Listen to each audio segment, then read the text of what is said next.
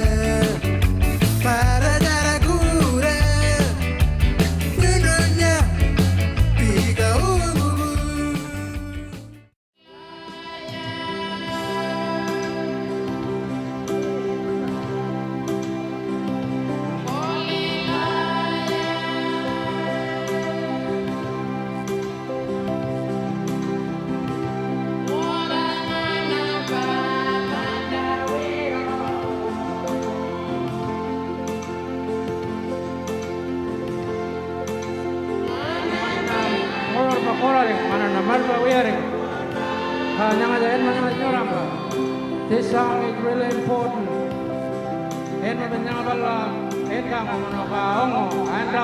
The land for the Irititja and Anangu people.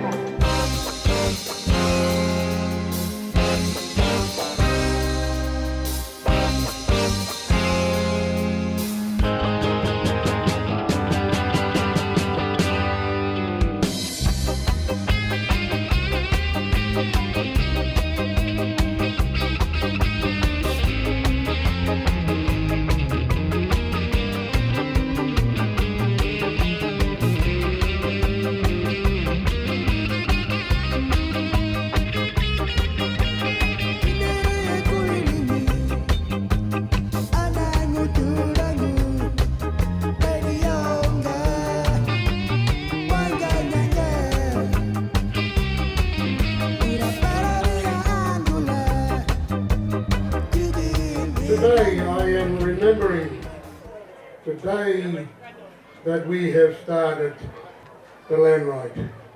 And we got to Armada and we sat down and talked about the land. How can we own our land? Nangata na map na New Zealand 30 mono Alcantan 30 na volunteer land management ngala bebe mono waro ko naku pe lutot tu ngala ni lutot na ngan na pon latan lawan e parang apa mono waro ko ngorel pe waro ko ngal ko pa nyangata mono kanya lang ngal ko pa nyangata sometimes kanya lang ko call por bangal ko pa mono kamprar bangal ko pa side kanya ko illa ka waro ngal ko pa nyangata mono call por pa mono illi mai chota waro ko kana bola tan la tengo nyanan land management waka rin dong kala mana tarang la bola nang waro monukanya lah kalau na tarang paling kalau tarin nu bola nang waro coda nyananya molap kala paling nang la tarin nu molap para nang molap coda nyananya rap coda kan kula wirin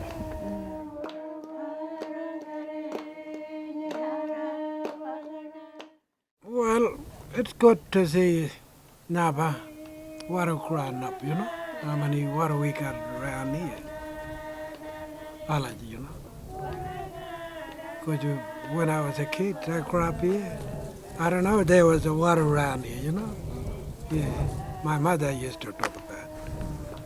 But only thing I went to Adelaide, and there was a water, and I said, might be no water in our country. Now we found out there's a couple around here.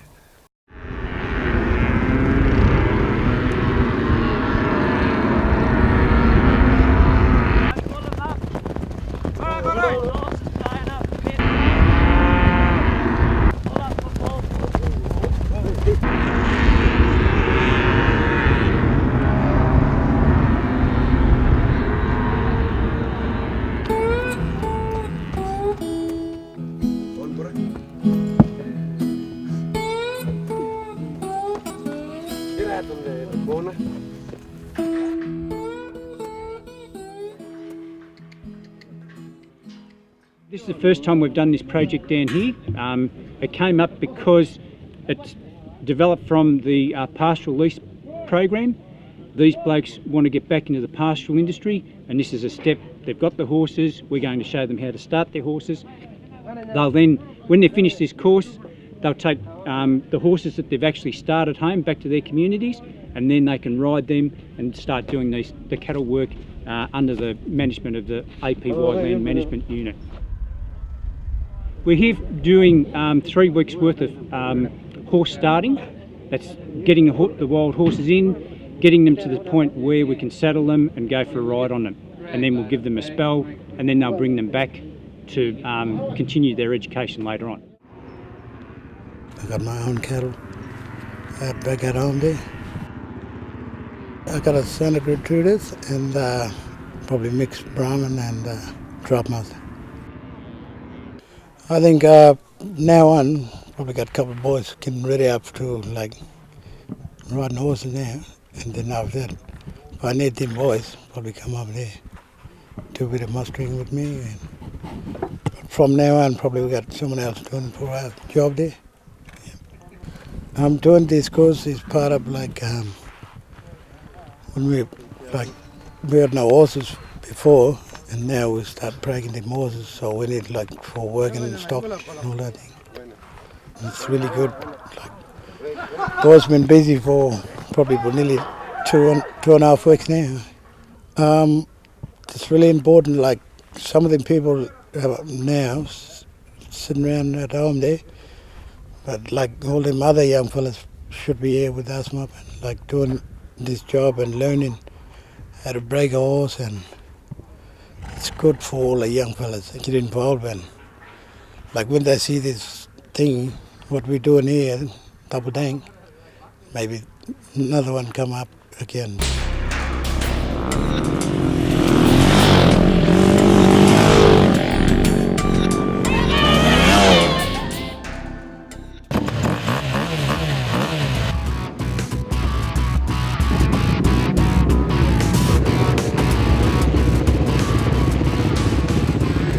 been doing the Think Desert race for about 3 years now.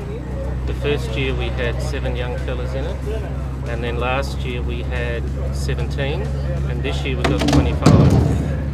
So it's built up over the last 3 years. The communities were saying to government that young people didn't have enough to do. Young people are doing things, and I think it's really good for people from the community to see a lot of our young fellas are involved in this. Well, the idea for this came from the young people themselves. When I first came out here, I talked to young people about what they wanted to do, not what grown-ups want them to do, and not what government wanted them to do. And this is one of the things they came up to. They said, we've got a lot of football, we like that, and we like our softball, but something like the Think Desert race that a whole lot of white fellas go in for as well, it'd be really good if we could go up there and compete with them. Are they getting better from last year to this year? Yeah, well, over the 3 years we've been in it, they're getting better and better each year. And see, last year Ethan and Alfred George came very high up. They came in the first 100, which out of a bike race of around 400 or 500 is really doing well. Now this year, we're really hoping that maybe one of the younger fellas, Glendon Williams and Philip Marshall, they're in the 200cc and under class, and there's not many in that class, so they may do really well in that class. So we've got a good chance there, and they've been practicing all through the year too. That's one of the things they've been doing, and we've been giving them training. So we really are expecting big things this year because they're better prepared now than they've ever been. Number 2 might be gone pretty good.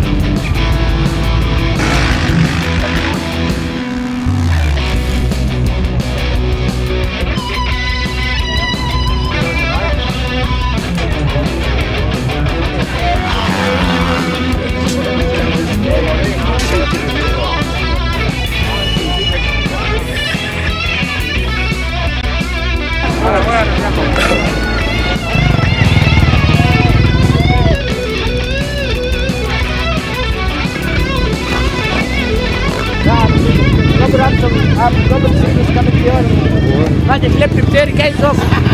Break him off. I'm a little bit shaky. That's alright. You worked hard today. Yep. Thank you, well done.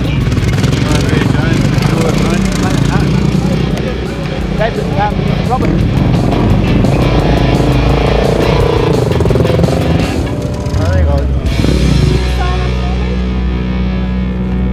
Right there. Shake your hands. Yeah.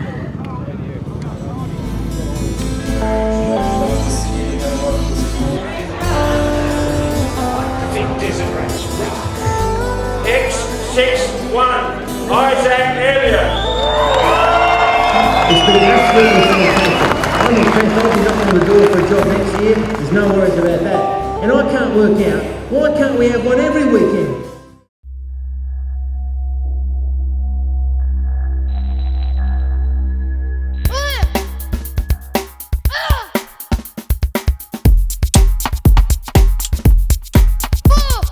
Radio Jungle, 5 band on the AP line.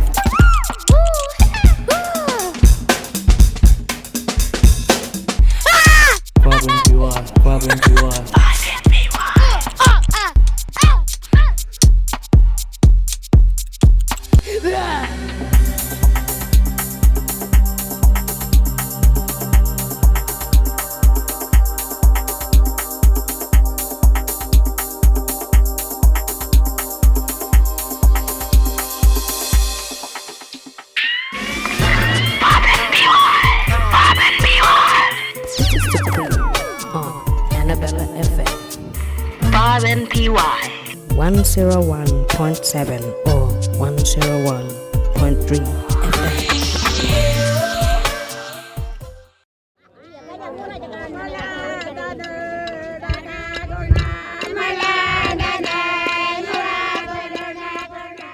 Wei pala ngay gini ilo anin mun ngay lo ngay ko jamu mun kami ngay jamu yan kunjara mun ngay kami bejanjara ngana ngala no nya kunjago puli gojun ngora nyangan gojo 25 years ago jana ongo manda nyangaja monong government ngaongo mono jana malagung ngalarengo ngel jengo 1 year old nyanangi jana manda nyangaja ongo puli nyangaja mono ngelo malag bejango 25 years later kangelo 26 today kagay first time nyangaja bejala nyango puli nyangaja.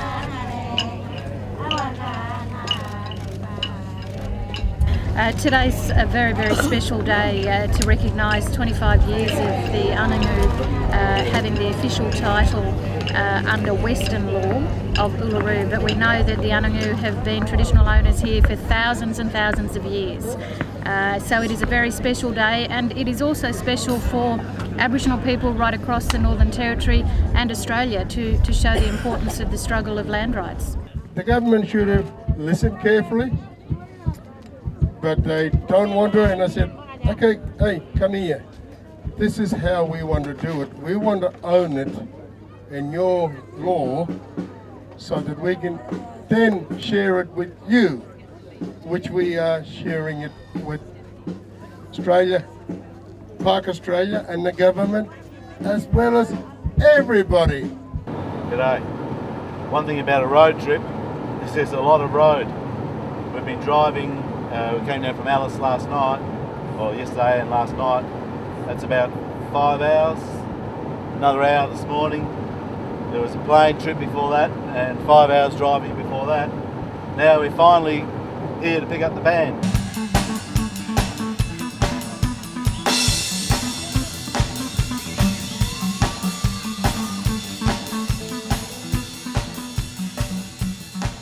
Other bands will one day look up to us, you know, look up to us and learn from us, you know, how what we're doing, you know, all that kind of stuff.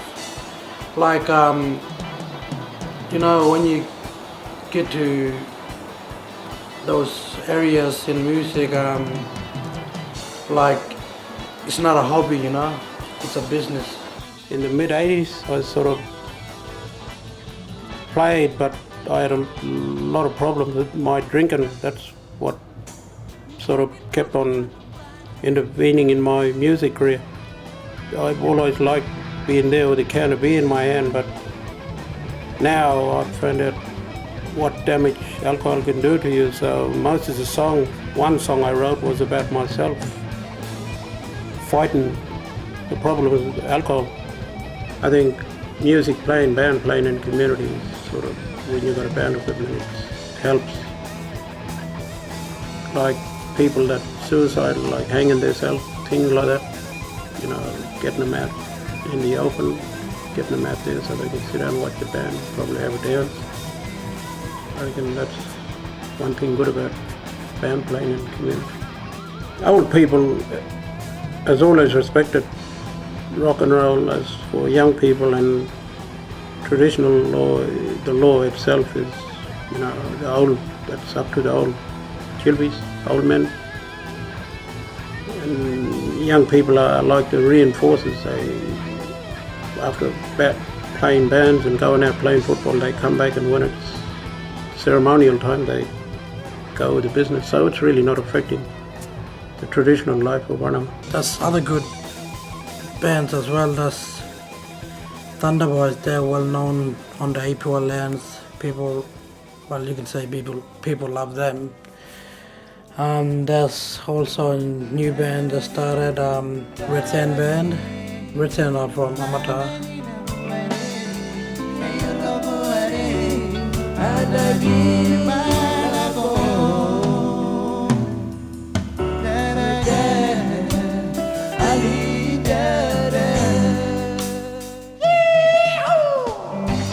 Originally I'm from Remenkining in northeast of Arnhem Land.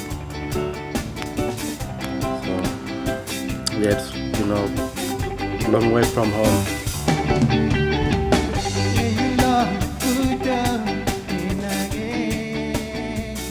I started playing when I was about 14 years old. My father, he used to teach me how to play like keyboards and guitars. Yeah, and that's from there, you know, I was, you know, getting built up and learn more and more, and started to, you know, write the songs.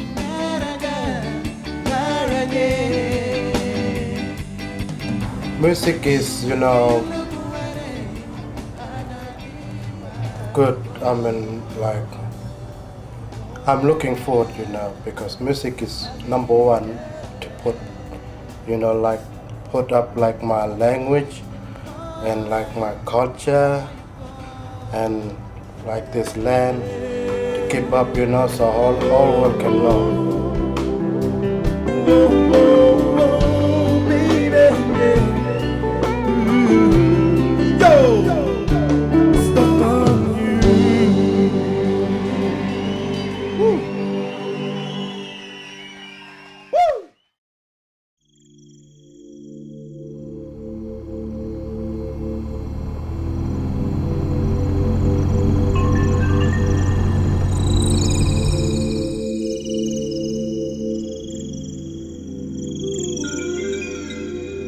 Kenmore is about 110 kilometres west of Stewart Highway towards Musgrave Ranges, and it's about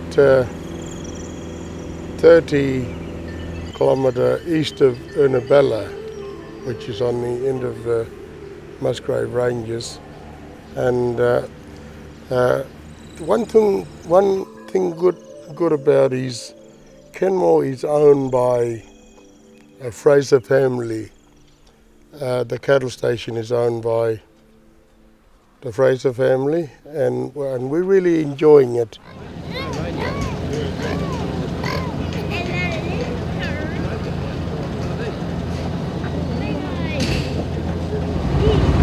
Lois will control it? Yes. Because she's the boss? James, we haven't got a radio. We're going to find you a radio. Well, I know, and get a little battery too.